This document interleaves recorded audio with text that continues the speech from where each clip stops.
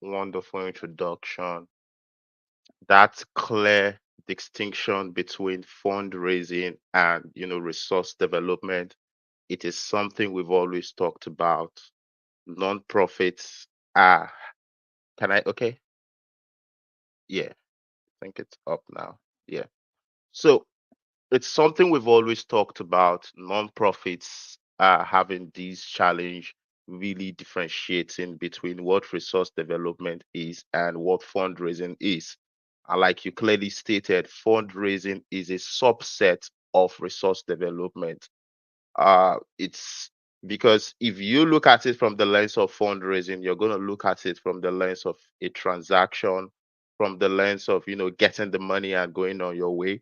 But when you look at it from the perspective of resource development, it's really about building that network of supporters, really building a cohesive, a collective effort towards addressing the need that you meet within the society. So thank you so much for that wonderful explanation, Sharon.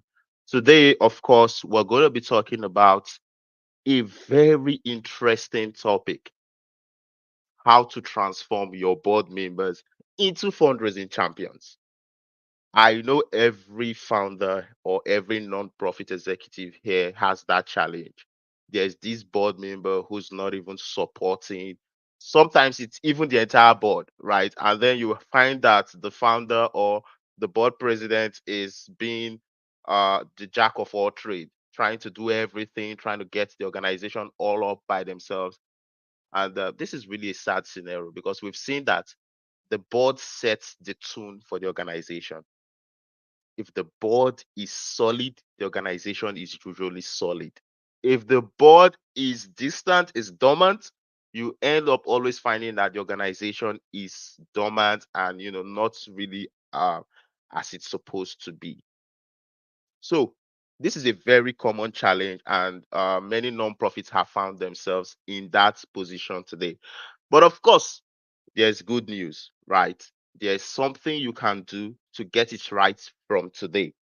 If you've not even gotten into the process already, you are in the right place. You can actually now start taking the right step towards getting your organization to that point where your board members are real champions, where your board members are advocates of your organization, where your board members are showing up in areas that they can, that they are good at, in areas that they've built experience and expertise in. And not just that, where your board members are also opening doors for your organization, introducing you to their network, opening new opportunities to the organization.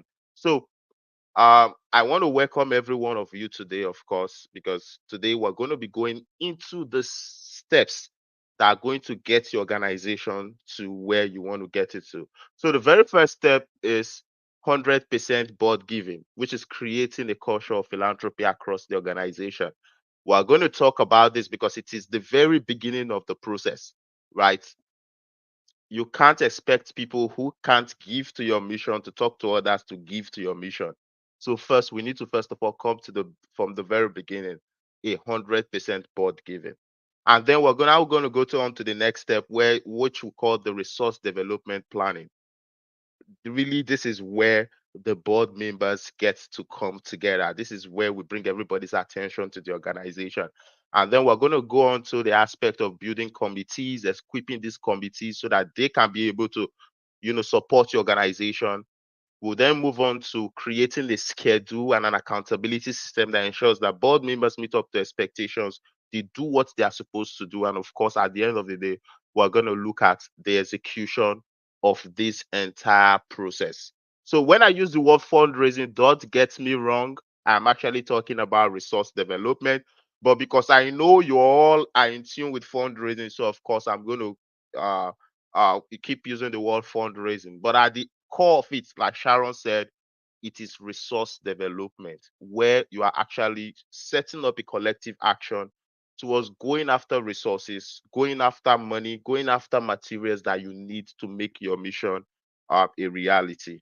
So let's go on to the very first step of the entire process of getting your board members to support you. We talked about 100% board giving. What does this even mean? Why should your board members even give to your organization in the first place? You know, being one who has traveled a lot, I've been to the UK, and I've been seeing where some board members are like, how can I give my money to an organization that I'm already giving my time, my effort to support? Well, I'll tell you this, the idea in the US, it's quite different. It's lovely and it's good, but it is not just a moral responsibility, it is a compulsory responsibility. You can't say you love me without giving to me, right? In short, the word love is an action word. It means giving, it means charity. So it means if you love your mission, if you're committed to your mission, you should be able to put your money where your mouth is, where your love is. Really, and that is what the culture of philanthropy is. Having every board member to step forward to support the organization. Of course, not in a function where you're being forced to pay a particular amount, but in a situation where you are giving voluntarily from the heart, according to as you are blessed to be able to support the very mission you're going to invite others to support. This is crucial because for you to be able to tell others to support your organization, you have to first of all support your organization. For you to be able to introduce your organization to others and take ownership of it, your money has to be in there. Why most nonprofits are struggling is because their board members don't even have a a dime of their dollar within the organization. So of course the organization is just like a hobby that they come to just, but when they know they are invested, they know some of their resources are in there, they are part of the people who supporting this organization to get to where it is, they are more likely going to go through with you, support you in terms of fundraising, open doors, introduce the organization to more opportunities. So, of course, it is by doing this one step, you have established what we call a culture of philanthropy, because it is now known that within the board, of course, there's a culture of philanthropy that must be adhered to. So, what does the culture of philanthropy actually look like?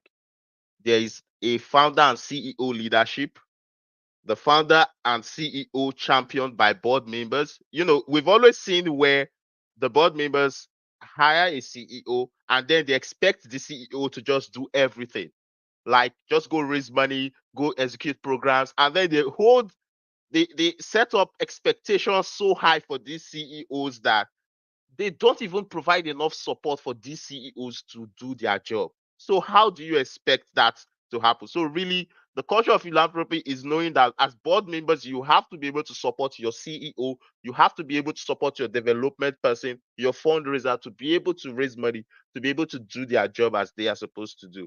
So, as we've known, resource development is everybody's job.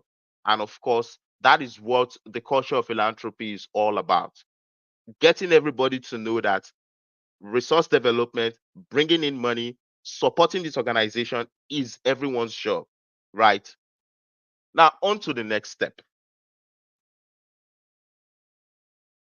the resource develop. Yeah, no, the next step after this, I'll have to come back to this, or you can come back to it. Now, the next step is once you've been able to bring, and one thing I want you to know is 100% board giving must be advocated before the board members come into the organization. It is important they know that they are coming into an organization where they are expected to give off their resources to be able to support the organization. You don't bring people in and then begin to hold them to such commitment. You let them know this is a commitment that's expected, and that is one key important factor we do when we bring in new board members for organizations we work with, because we also handle board recruitment for organizations. So it happens from the very beginning, even before these board members come in. And now when these board members then come in, what do you now do? Board members have been able to support you. Some have been giving you $10,000, some $100,000, some $1,000. Now they've supported you at that beginning. What's the next step? The next step is planning. And indeed, planning is key for board members. In community development, we say people who plan together execute together. So if you're not planning with your board members, and you expect that they just take up your fundraising plan and begin to run with it, it is almost impossible. That won't happen. By forcing your plan on your board members, you may end up losing them. But planning with them, you give them ownership of the organization. You give them the opportunity to be able to share their ideas, to expose you to opportunities that you may not have seen on by yourself. So the after ensuring 100% board giving, the next step is to do what we call the resource development planning, and this is really where you hold a roundtable discussion with these board members to discuss on what resources do we need to make this vision a reality, or our goals over the next year a reality. How do we find these resources? Who do we reach out to get these resources?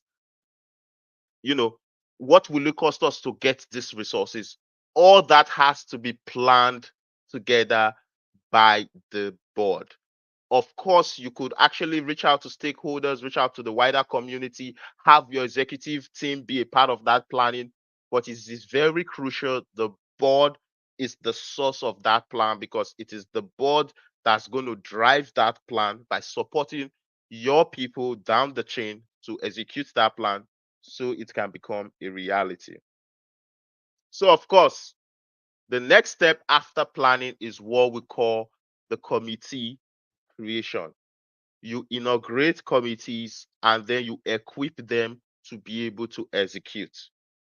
So once you've developed a plan, we've been able to develop a plan that says we need materials, in-kind donations, we need funding, we need social credibility, we need partnerships to be able to actualize our plans for the next 2 years. The next goal will be to set up committees that will drive these different aspects of resources that you need for your organization to thrive. And usually these committees starts with board members. Of course, there are positions that there are roles that staff, volunteers, stakeholders within the committee can play, community can play within these committees, but it is usually the board members who initiate these committees. And then we can now build staff, volunteers, stakeholders around these committees to support the function of the committees. So you see, that's really how you build a committee and then equip the committee so that the board members are taking on the high level task and then the staff or the volunteers are doing the heavy work. In terms of, for example, a committee that's set up to bring in corporate partnership for an organization, a part of the committee is going to be in charge of meeting with the executives of these brands, and another part of this committee is going to be in charge of running the outreach. So, for example, the staff, the volunteers are running outreach on a daily basis to set up meetings, and then board members are coming into these meetings to meet with these executives to discuss, negotiate on behalf of the organization, and make the ask. So it is really about setting these committees, because why committees are really important is, as a board, you can't be everywhere. If your board is running after major gifts, your board is running after corporate partnership, your board is running after individual donation at the same time, you find out that you are either putting all your attention on one area and leaving other areas behind, or you are spread thin on these different areas that you are not creating enough results. So the best way to address that is to set up committees within the board that can go after these resources and then report to the board. That way, the board can be an all-in-one board. You're pursuing these different initiatives, yet the initiatives come back to the board, report to the board. The board can then empower these committees to go back and keep pursuing those initiatives they've been mandated to pursue. So that really is where board committees come in, and equipping them with volunteers, staff, and stakeholders to support them is really the step to go. Of course, you can also equip them with marketing materials, donor database, uh, funding, whatever that's necessary to help them actualize their task, their mandate. That's what you must equip them with. So once you have this board, you've been able to equip them on to the next step. The next step is really where we now create a schedule and accountability process. Now, this is it. This is where most nonprofits get it wrong. They think you can just bring a board member in and then automatically they just begin to blend in and just stay accountable to your organization. Because at the beginning they find out that these board members may be motivated, they are so passionate, they are enthusiastic, right? But what happens is without having these accountability processes in place in your board, when these board members come in less than 6 months, you find that the motivation dwindles. You find that they are almost nowhere to be found because there's no system in place to ensure that these guys are following through on what they are supposed to do and they are accountable. So this is why a major part of the resource development process is putting accountability processes in place to ensure that people are doing what they are expected to do. People are taking on responsibilities they are supposed to take on. So this is really where that comes in. And then where the creating schedule comes in is really around the committee. Now you have a committee that's been designated to go after corporate partnership. What is their schedule of activities? How do they want to go about that? Of course, it's the committee that has to come together and agree on what their schedule will look like. But they have to create a schedule and report back to the board saying, this is the schedule of execution we've agreed on. This is how we want to execute. And then they get the board's blessing to go on that path. That is really where resource development, creating schedule really comes in. So that as the volunteers and the staff are going out there on a day-to-day basis to set up these meetings with these with these executives of the, say for example, we're looking at corporate partnership now, these board members, these stakeholders who are part of this committee can then go into these meetings to make the ask, negotiate the deal on behalf of the organization. And then these guys, so for example, if you have an outreach schedule where you are launching outreach on a day-to-day basis using volunteers and staff, you could choose a day. The committee could pick a day that they choose to, go into these meetings to meet with these executives that this outreach committee, outreach team set up meetings for. So, for example, a committee could choose, say, a day like Friday, and then all the meetings that's been set by the outreach team will be set on Friday so that the committee can be available to go into that meeting and then make the ask on behalf of the organization. That is really the kind of support board members provide. You can now say, if you want to support us in terms of fundraising for an hour or 2 hours a day, you can be able to support the organization as regards fundraising. And it's really based on that agreed schedule that's been agreed upon as regards the execution. Then board members begin to just fall in line. So, like I said, it is the committee responsibilities to create this schedule, but it is the board's responsibility to create the accountability process. So usually the accountability processes we put in place, it is a board leadership process where the board leadership is reaching out to each committee chair at the beginning of every week to find out what are your expectations, what are you supposed to be doing this week, what are your goals for this week, and then at the end of the week to also follow up to say what did we get right, what did we get wrong, what are we going to be doing next week. You know, that follow up is an accountability process that ensures people stay according to the path. Because when your board member knows you're going to be reaching out to find out where they are, they most likely are going to want to take some form of action towards that direction, even if they are lazy people. Of course, there are other accountability processes. You could have them send in reports. You could have them, just set up your own accountability process that works for you. But one thing I know that has always works is a direct phone call. You don't have to set up a meeting to make it look too official. Just a direct phone call on a Monday morning to say, what are we doing this week? What has to be done this week? And then a direct phone call at the end of the week to say, what have you done? What's left? What's missing out? What support do you need to be able to create better results?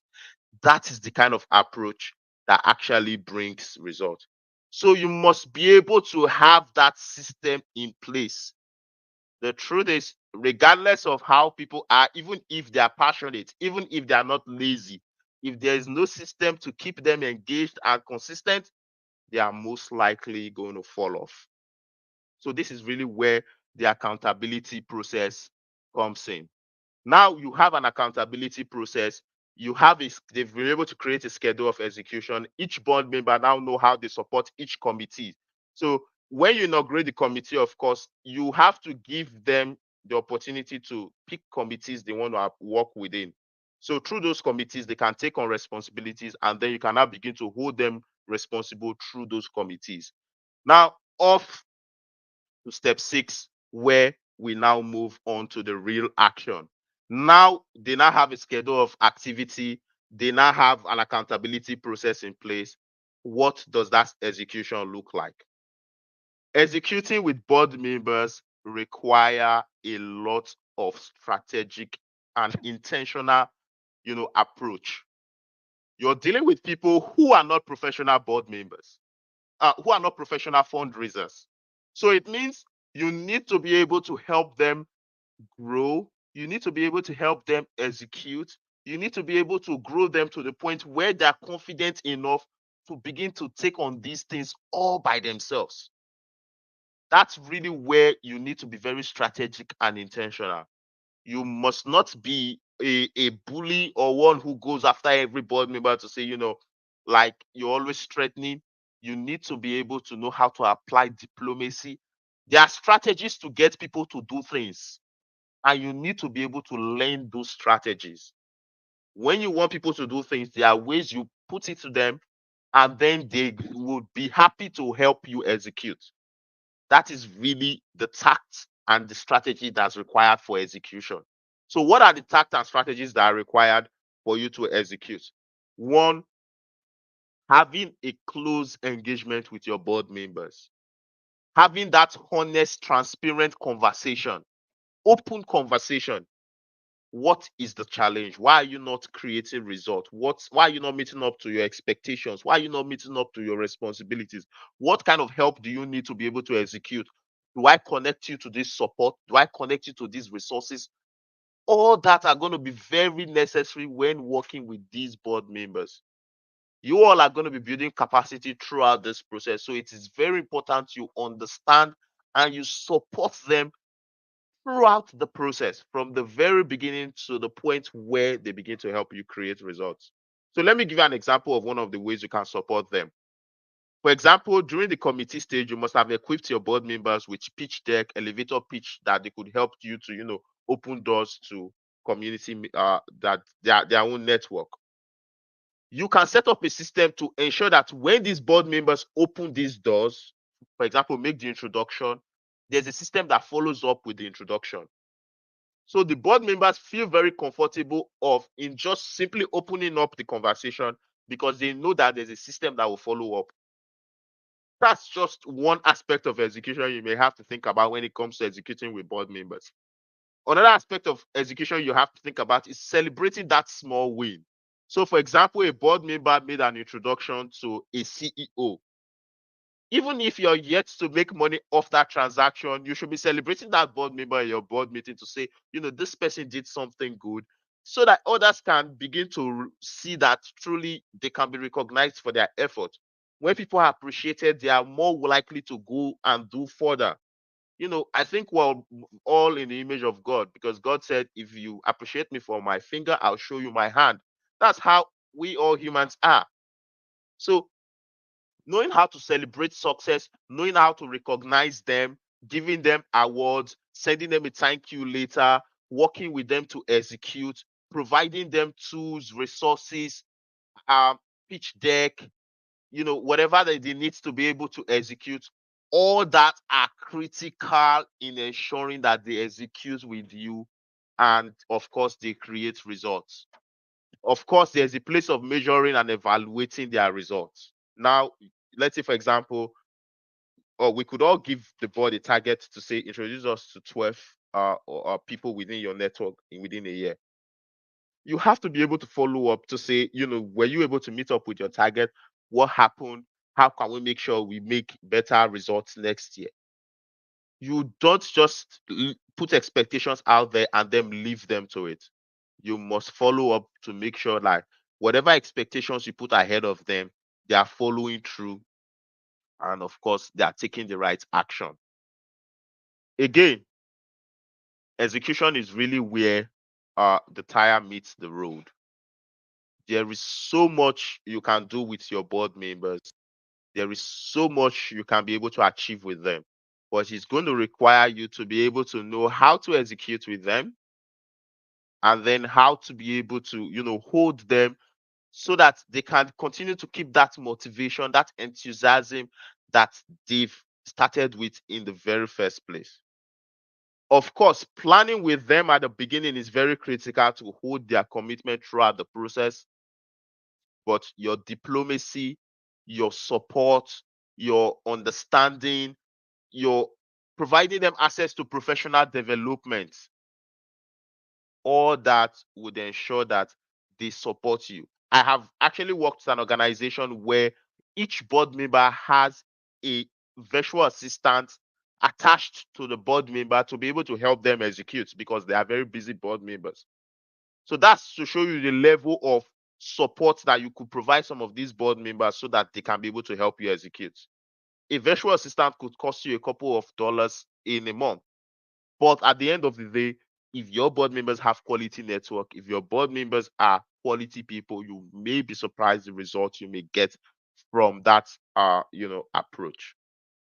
So really, let's recap. You can be able to get your board members to support your organization.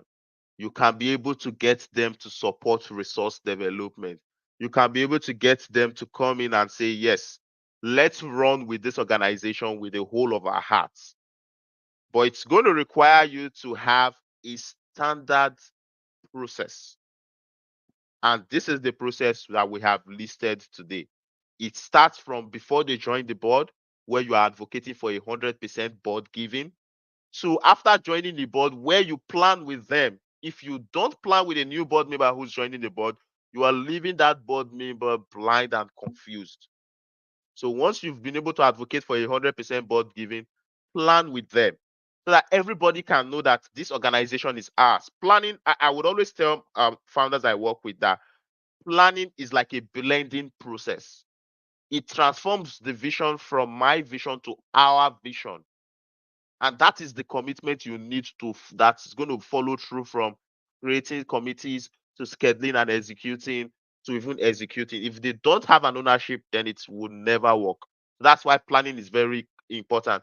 And then, of course, when it comes to the execution, setting up for execution, the board itself cannot run after every aspect of fundraising opportunity. The board can't go after grant at the same time, go after major gift at the same time. Uh, you know, that's why you need committees. Of course, there's the role of having staff who can actually come in and then do a lot of the fundraising work. But when it comes to organizing the board to raise money, you should be able to have a clear vision of all the opportunities, and using committees can be able to help you assess all these committees.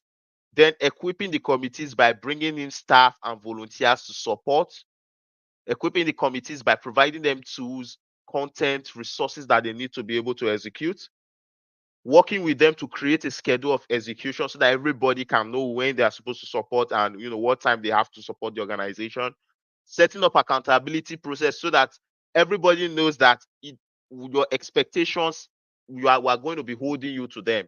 We are following up with you. This isn't just leaving you to you. We are working with you to make sure you're successful, and then executing with them, working with them at their pace, supporting them, providing them resources, connecting them to support, taking up whatever connection they bring back to the organization. All that are steps that are going to help you transform your board members into fundraising champions, into people who would bring in millions of dollars into your organization to ensure that you get the support that you need. Now, you have all the information you need. What is left is to take action, is to start implementing these steps today, and watch as your board evolves into a driving force for your organization's financial growth and future. I'm so happy to have really, talk you all through this, because I know this is one factor that can transform your organization if you start taking action immediately. So if you are struggling with your board, you're struggling to raise money, you need support to be able to get your board to start supporting you to raise money, feel free to schedule a free discovery call with us. We would help you look into your board, provide you ideas, and at the end of the day, whatever support you need forward, we would be happy to be a willing partner, support you with both the resources, tools, persons to make your board and your organization the dream you've always wanted it to be. So thank you and thank you.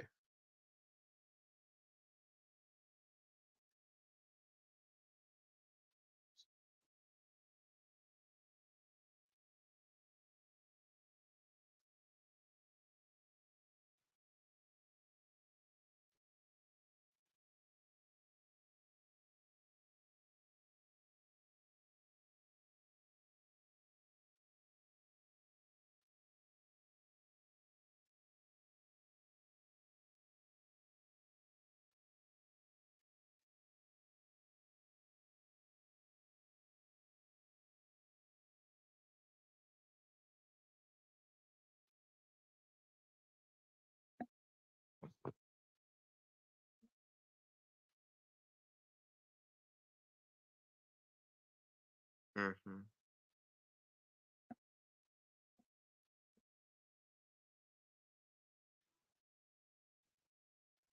So I am one who is very heavy on consensus when it comes to board. It is basically you now throwing it back to the board to make a decision around it. And I think it's now left for you to start from step two. Bring the board in for resource development planning. Once you all have been able to identify this is the kind of materials, this is the funding, this is the partnership, this is support we need to be able to actualize our plan for the coming year, you all can now say, how do we raise this money?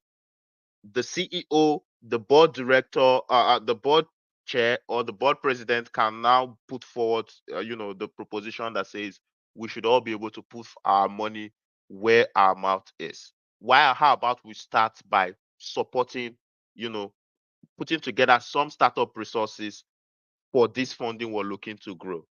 That way, it would now be back to the board to say, let's agree on how much can we support. And again, it doesn't have to be a certain amount. I'm really very careful about this because, of course, if you put out a certain amount, somebody might want to give you 10,000, and then you're putting 1,000.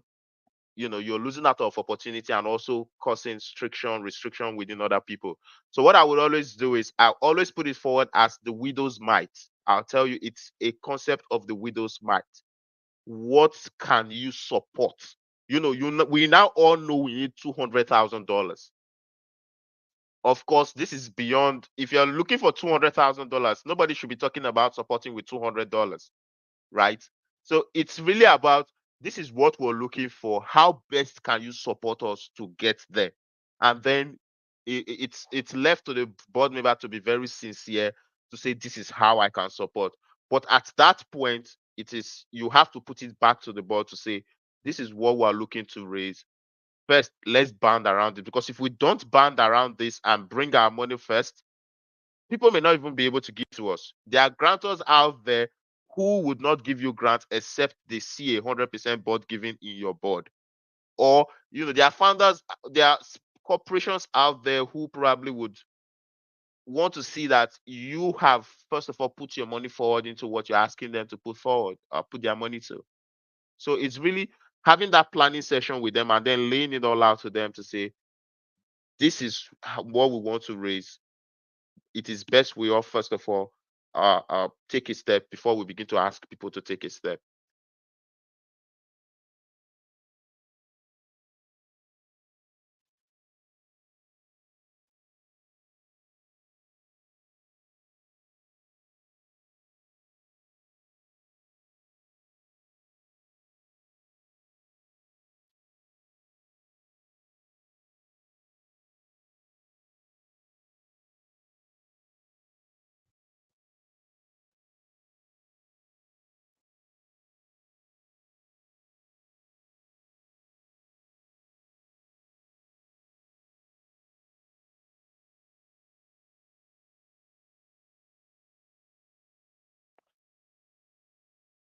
Yeah, I I understand what she's trying to ask.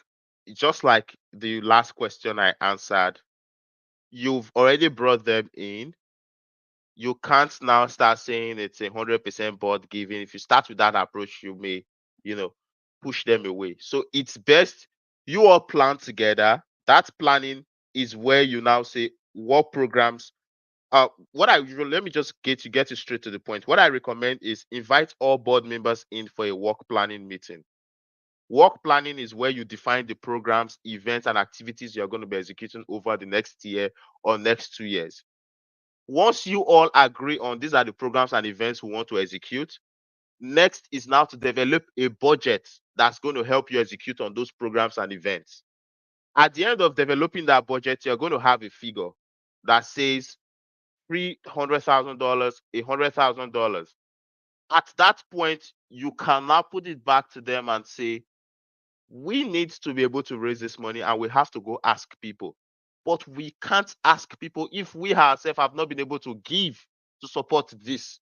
So, what we are going to have to first of all do as a board is support this mission. So, it's no longer about you saying 100% board giving, I'm no longer using that language, but you are basically using the language that says before we go out there to ask people, we should first of all ask ourselves. Charity begins at home. So, how can we support this first? Before we now put our fundraising outreach out there. That way, it would now be a reasonable agreement to say, okay, because we know this is a reasonable move, let's all make it, right? That's really then since you know support is likely there. Any thoughts to consider on inviting friends and families to become board members?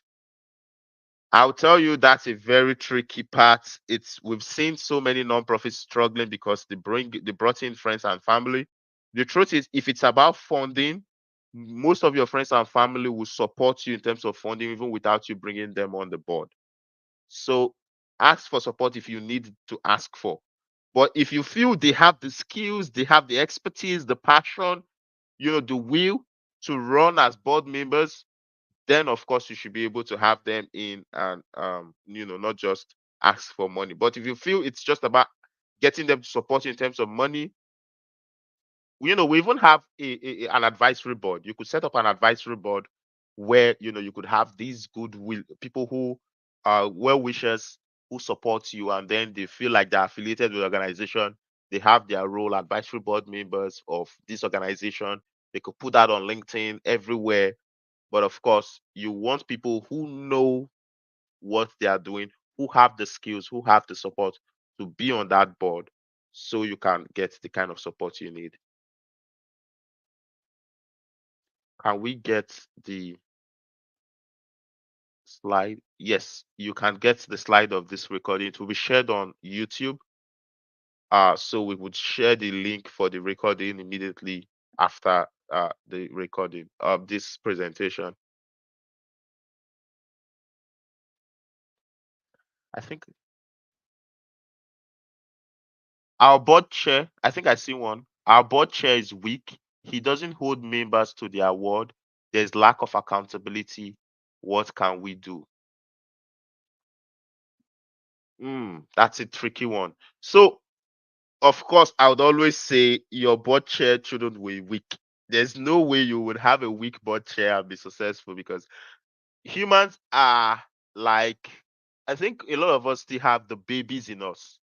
So one, we want to be pets, we want to be pampered and drawn along. And two, we still also need somebody who's going to call us to say, stand up and move. Don't sit there, somebody who's really going to push us to really be who we're supposed to be. So you need a chair who can actually play that role. Where they need to pamper, they know how to pamper, and where they have to be hard, have to show up, like for example, Sharon can be that person. She can know how to, pamper you along, but when you have to stand up and move, she's going to get you to stand up and move. So, you need somebody like that. I'll tell you, either you have a conversation with the board chair to say, you have to step up, or you step aside so that somebody who doesn't mind stepping on toes but knows exactly what he's doing should come in to get these people to move with you. Really, it's my thought around it.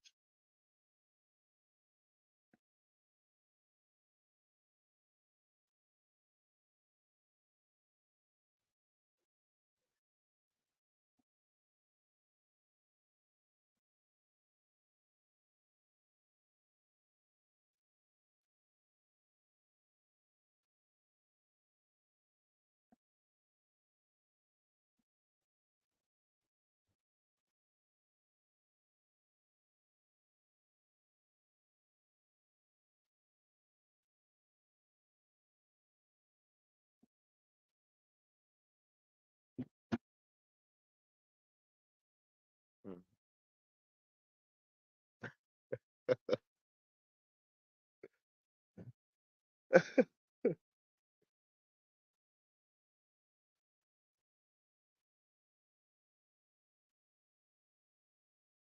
Mm.